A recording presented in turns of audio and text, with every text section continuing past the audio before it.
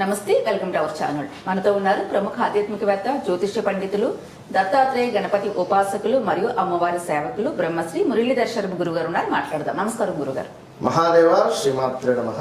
గురుగారు, ఈ రోజుల్లో ప్రతి ఒక్కరికి శత్రువులే, ఎవరి తరహాలో వాళ్ళకి శత్రువులు ఉంటున్నారు. అయితే శత్రువులు చాలా రకంగా అంటే అనేక రకాలుగా ఇబ్బంది పడుతూ ఉంటారు. మానసికంగా కానివ్వండి, డబ్బు నాశనం చేస్తారు, మనుషుల్ని దూరం చేస్తారు, మనం చేస్తున్న వృత్తిని దూరం చేసేస్తూ ఉంటారు, ప్రశాంతత ఉండనివ్వరు, రకరకాల రూమర్స్ క్రియేట్ చేస్తారు, మన జీవితాన్ని మనల్ని బ్రతకనివ్వరు. ఒక మాట చెప్పాలంటే అనేక రకాలుగా ఇబ్బంది పడుతూ ఉంటారు. ఇంకా కొన్ని చెప్పలేము కూడా, అంత ఇబ్బంది పడుతూ ఉంటారు. మనశ్శాంతిని కోల్పోతాం. దానివల్ల శారీరకంగా కూడా మనకి హెల్త్ ప్రాబ్లమ్స్ వస్తాయి. ఇంకా అన్ని విధాలుగా నాశనం చేయాలని చూస్తారు.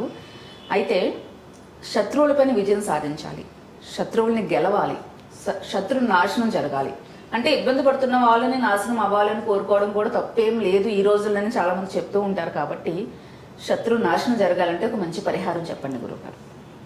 తప్పకుండా అమ్మా.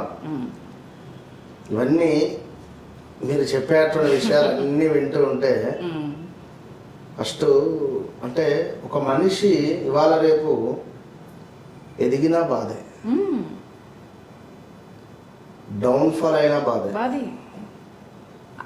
అది కూడా వేరే రకాలుగా మనల్ని ఇబ్బంది పెడుతూ ఉంటారు. వీళ్ళ చేతకాని వాళ్ళు, వీళ్ళు ఏం చేసినా కలిసి అవుతారు, అది ఇంక వేరేది. మొన్న మధ్యలో పాపం ఒక క్లయింట్ వారి యొక్క ల్యాండ్ 2021-22లో కొన్నారు. సుమారుగా 21-22 వేలు అంటే గజానికి లైక్ చొప్పున పెట్టి కొన్నారు. సుమారుగా ఈ రోజుకు అది 30,000-32,000 దాకా ఉంది. ఒక 8-9 దాకా పెరిగింది. సో వారికి కొంత వారి కూతురు డాక్టర్ రిలేటెడ్గా అమెరికాలో లైక్ వెళ్ళి అంటే చదివించాలనే సందర్భం మీద వారికి కొంత అమౌంట్ అర్జెంటుగా అవసరం పట్టింది. అమ్ముదాము అనుకునే సమయానికి పార్టీలు దగ్గర దాకా వచ్చి మిస్ అయిపోతున్నారు. ఒకవేళ ఇక్కడ ఏం చేశారు మీరు, సో చదువు అయితే ఆగదు కదా అని చెప్పి, ఎట్లాగో ఇది ఉంది కదా ఒక ధైర్యం, ఎట్లాగో ల్యాండ్ ఉంది కదా అని చెప్పి ఒక దగ్గర ఒక 40L తీసుకున్నారు. తీసుకొని తనను పంపించారు, సమ్ పర్సంటేజ్ ఇంత. సో వీళ్ళకు సుమారు 12 నెలల నుంచి ల్యాండ్ సేల్ అవుతుంది, దగ్గర దాకా వస్తుంది, వెళ్ళిపోతుంది. ఎందుకు అని ఆరాధిస్తే వారి సొంత రిలేటివ్స్, ఇక ఎందుకంటే ఇక చెప్పను ఈ వీరు వారు అని, వారే ఆ ల్యాండ్ పక్క రిలేటివ్ వాళ్ళు అంటే పక్కగా ఉండేటువంటి వారు. ఇప్పుడు ఈ ల్యాండ్ వీరిది, ఈ పక్క ల్యాండ్ వేరే వారిది, ముందు ల్యాండ్ వేరే వారు, అటు పక్క వారిది వేరే వారు ఉంటుంది కదా. ఇట్లా ఈ వీరి యొక్క ల్యాండ్ పక్క వారు అడుగుతారు కదా, ఏ ల్యాండ్ కొనాలని చెప్పి అనుకున్నటువంటి వారు, ఇక్కడ ఎంత నడుస్తుంది అది ఇదంటే, ఇక్కడ ఏమున్నది, చాలా రేటు బాగానే ఉన్నది, కానీ అతను మాత్రము చాలా తక్కువ రేటుకు కొన్నాడు. మీకు ఇంత రేటు చెప్తున్నాడు కదా, అంత రేట్ అయితే లేదు, సుమారు అతను 17-18 వేలకే కొన్నాడు గజము, మీకు 25,000 అని చెప్తున్నాడు, అబద్ధం చెప్తున్నాడు అనేసరికి ఇట్లా కొందామని అనుకునేటువంటి వారు వెనక్కి వెళ్ళిపోతారు.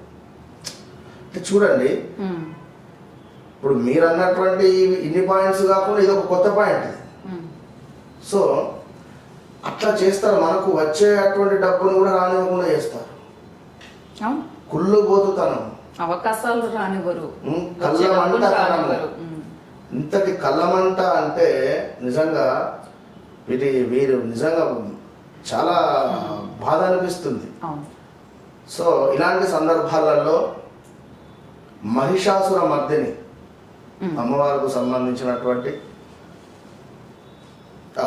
శ్లోకం మన యొక్క లైన్లో 42 నుండి 47 వరకు చదువుకోవాలి.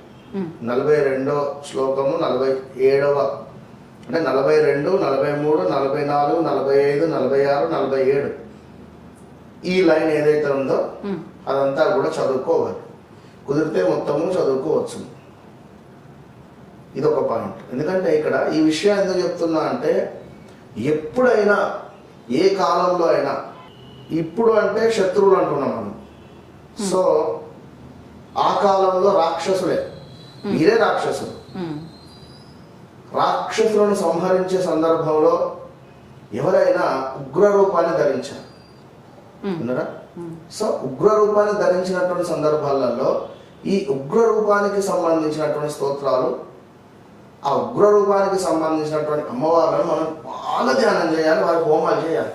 ఇప్పుడు ప్రత్యేక హోమం ఎండు మిరపకాయలతో చేస్తాం, శత్రునాశనం. ఎండు మిరపకాయలతో చేసేటువంటి యొక్క హోమము విశేషమైనటువంటి ఫలితాన్ని తెచ్చిపెడుతుంది విన్నారా?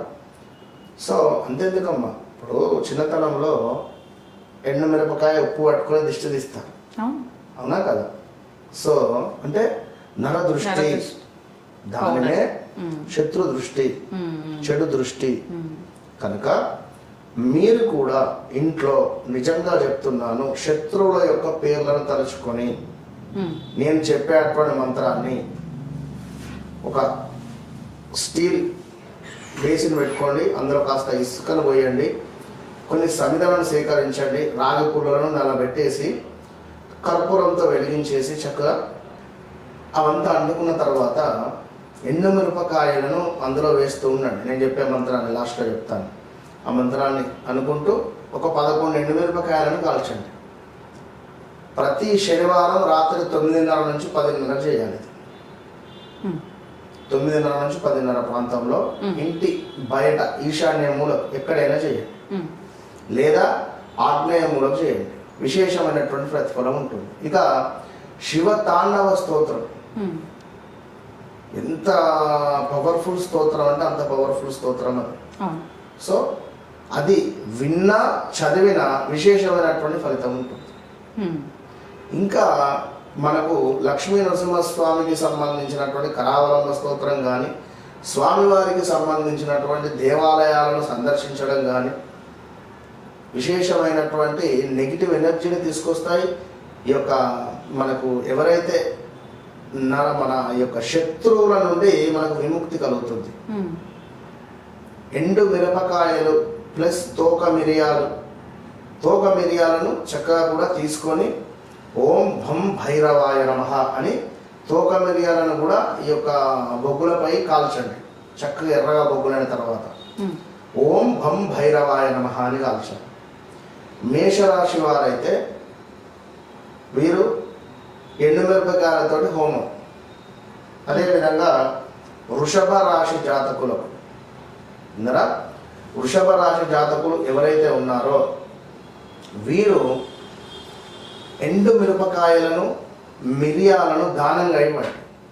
ఎండు మిరపకాయలను అదేవిధంగా మన ఎండు మిరపకాయలను మిరియాల పొడిని ఒక బిందెలో కలిపి చక్కగా కూడా నీటిలో, ఆ నీటితో ఈశ్వరునికి అభిషేకం చేయాలి వృషభ రాశి వాళ్ళు.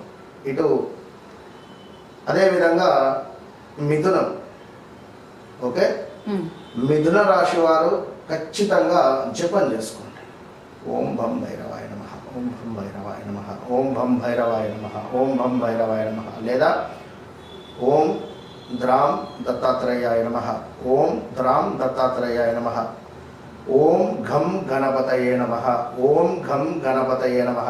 ఈ మంత్రాలను రోజు 108 సార్లు చదువుకోండి. ఇక కర్కాటకం వీరు ఓం గం గణపతయే నమః తర్పణ విడిచిపెట్టాలి.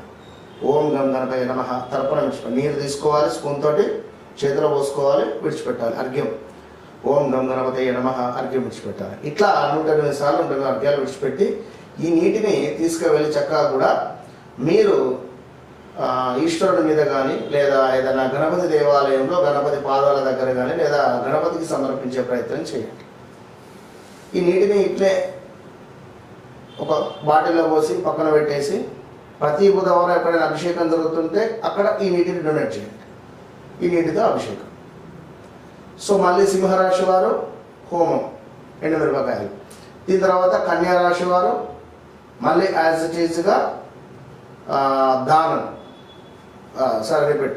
కన్యా రాశి వారు వచ్చేసి మన దానం, రైట్. ఇటు మళ్ళీ వీరెవరు? కన్యా రాశి వారికి ఇందాక దానం అని చెప్పుకున్నాం కదా. అట్లనే విధంగా ఈ యొక్క తులారాశి వారు, తులారాశి వారికి కూడా జపం. ఉమ్, సో ఇట్లా మళ్ళీ కంటిన్యూ ఉంటుంది. కనుక రాశి వైజ్ ఒకవేళ వారికి ఉండేటువంటి సమస్యను బట్టి, ఉమ్, ఉమ్. కానీ ఓవరాల్గా మనం చెప్పేటువంటి మంత్రంతో వీరు ఈ ఎండుమిరపకాయలను వేయండి. ఉమ్, ఇంటి బయట టెర్రస్ ఉన్న టెర్రస్ పైన వేయండి, ఇంకా ఎక్సలెంట్గా ఉంటుంది. ఇంటి పైన ఉమ్. టెర్రస్ ఉంటుంది, బంగ్లా పైన వెళ్ళి చేసుకోండి. అవసరమైతే మంత్రం చెప్తున్నాను, చక్కగా వినండి.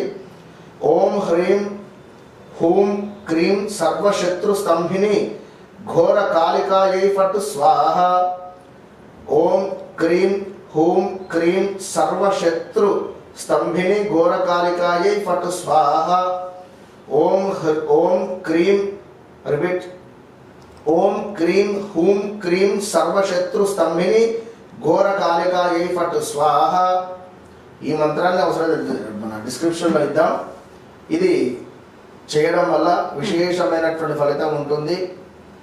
ఎప్పుడైనా శత్రువును ముందు మనము గల్లా ఎగరేసుకొని తిరగాలి. ఆ విధమైన స్థాయికి మీరు వెళ్ళాలి, నేను కోరుకుంటాను. అంతే. ఖచ్చితంగా ఎక్సలెంట్ గా చెప్పారు గురుగారు. నిజంగా ఒక మోటివేషనల్ గా కూడా అనిపిస్తుంది. ఇప్పుడు మీరు చెప్తున్నప్పుడు ఖచ్చితంగా శత్రువుల మీద ఎప్పుడు విజయం మనదే ఉండాలి.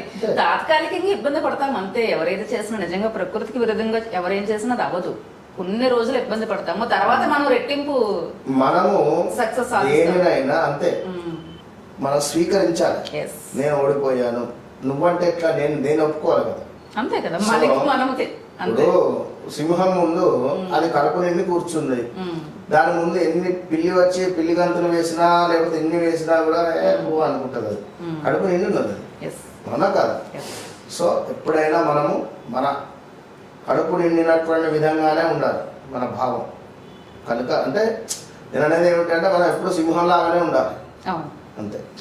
ఎక్సలెంట్ గా చెప్పారు. ఎవరికి వాళ్ళు విడివిడిగా రాశి ప్రకారం కూడా చెప్పారు గురుగారు. మంచి పరిహారం చెప్పారు. నమస్తే.